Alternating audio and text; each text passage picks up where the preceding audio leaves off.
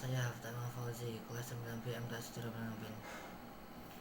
Saya di sini akan menceritakan salah satu tokoh Khulafaur Rasyidin, yaitu Abu Bakar Asy-Siddiq.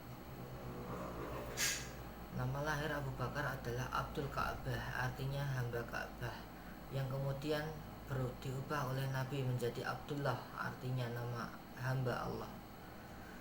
Nabi memberi gelar yaitu Asy-Siddiq, artinya berkata benar.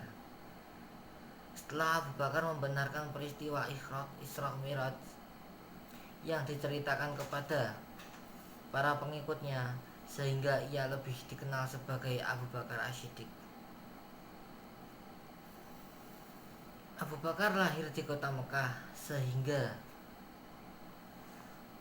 di sekitar tahun 573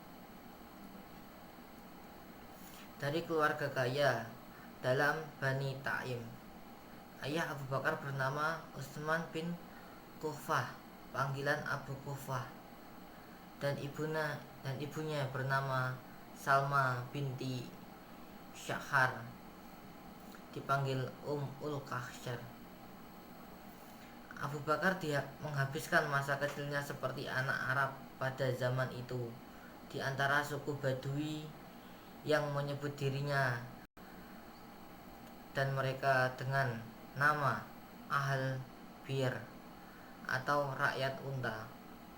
Pada masa kecilnya, Abu Bakar sering sekali bermain dengan unta dan kambing, dan kecintaannya terhadap unta inilah yang memberikan nama Abu Bakar, yang berarti bapaknya unta.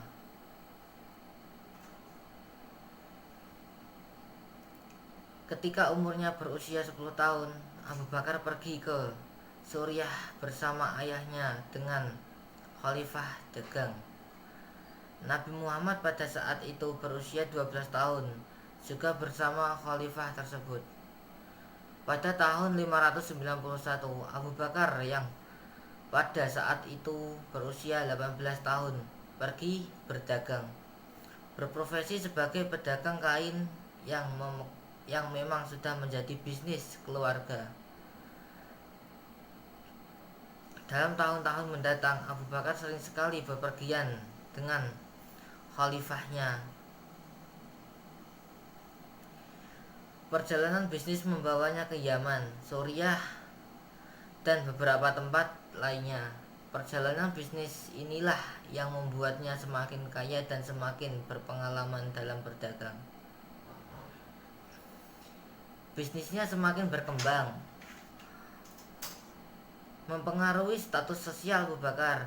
Meskipun ayahnya Utsman bin Khuffah masih hidup, Abu Bakar diakui sebagai kepala sukunya seperti anak-anak lainnya dari keluarga pedagang Mekah yang kaya. Abu Bakar adalah orang terpelajar dan ia menyukai puisi. Abu Bakar biasanya menghadiri pameran tahunan di Ukhraj dan ikut berpartisipasi dalam simposium puisi. Ia memiliki ingatan yang bagus dan pemahaman yang baik mengenai silsilah atau asal-usul suku-suku Arab, sejarah, dan juga politik mereka.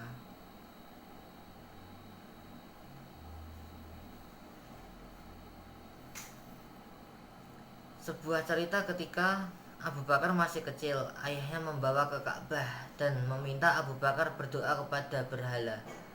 Setelah itu ayahnya pergi untuk mengurus urusan bisnis lainnya, meninggalkan Abu Bakar sendirian dengan berhala-berhala tersebut. Abu Bakar lalu berdoa kepada berhala, "Ya Tuhanku, aku sedang membutuhkan pakaian. Berikanlah kepadaku pakaian." Berhala tersebut tetap tak acuh, tidak menanggapi permintaan Abu Bakar. Kemudian Abu Bakar berdoa kepada berhala lainnya dan mengatakan, "Ya Tuhanku, berikan aku makanan yang lezat.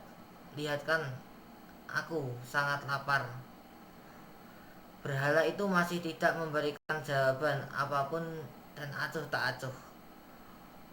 Melihat permintaan yang tidak dikabulkan, kesabaran Abu Bakar habis, lalu mengangkat sebuah batu dan berkata kepada berhala tersebut, "Di sini saya sedang mengangkat batu dan Ka'bah." Selain itu, Abu Bakar tidak pernah lagi datang ke Ka'bah untuk menyembah berhala-berhala di Ka'bah. Setelah kembali dari perjalanan bisnis dari Yaman, Abu Bakar diberitahu oleh teman-temannya bahwa ketika beliau tidak berada di Mekah, Muhammad menyatakan berdirinya bahwa beliau adalah seorang utusan Allah. Ahli sejarawan Muslim yang paling terkenal. Aku bertanya kepada ayahku, apakah Abu Bakar orang pertama yang masuk Islam? Beliau menjawab, tidak.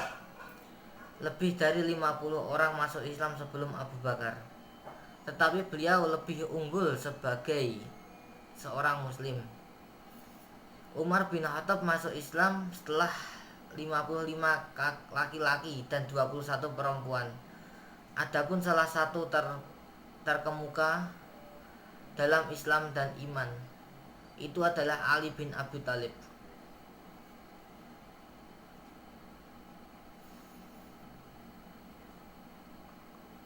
Istri pertama Abu Bakar yang bernama Utailah bin Abad al-Usta tidak menerima agama Islam, lalu Abu Bakar menceraikannya. Istrinya yang lain yang bernama Ummi Ruman menjadi mu'alaf.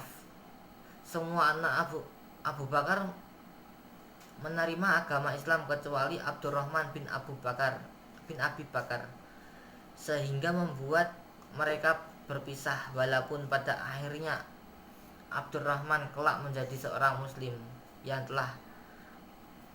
setelah perjanjian Hudaibiyah.